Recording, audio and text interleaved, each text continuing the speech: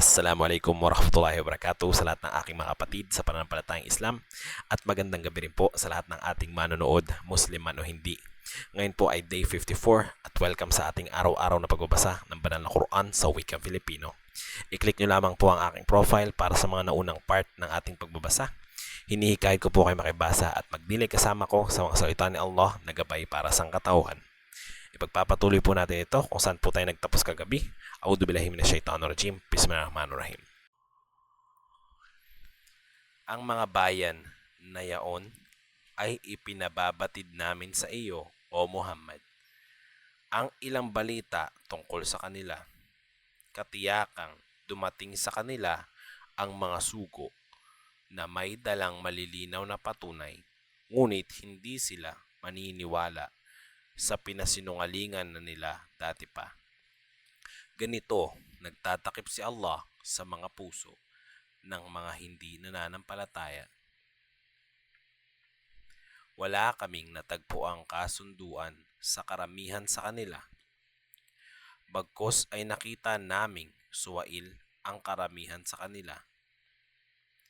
Isinugo namin pagkatapos nila si Moises na may dalang tanda para kay Paraon at kanyang kapulungan, ngunit sila ay nang-api sa mga ito.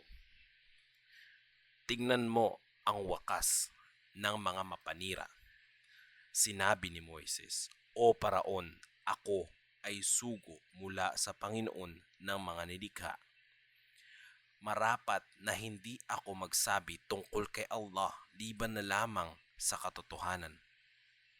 Dumating ako sa inyo na may malinaw na patunay mula sa inyong Panginoon at hayaan mong sumama sa akin ang angkan ng Israel.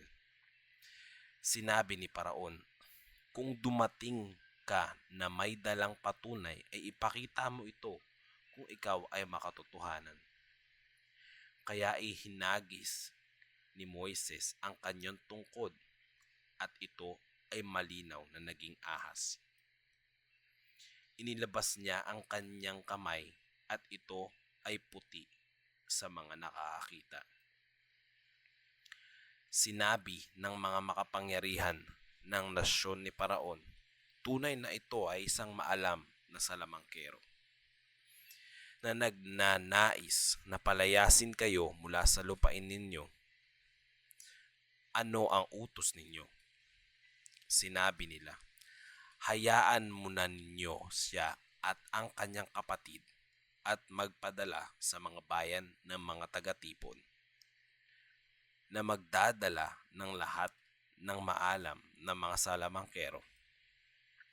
Dumating ang mga salamangkero kay Paraon at nagsabing, tunay ba na kami ay may gantimpala kung kami ay magwawagi?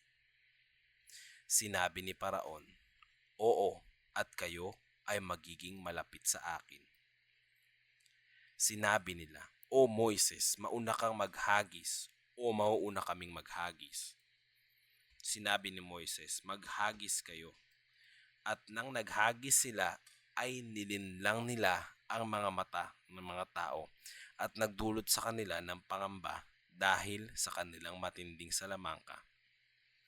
Ipinahayag namin kay Moises, ihagis mo ang iyong tungkod at kinain nito ang kanilang mga panlilinlang.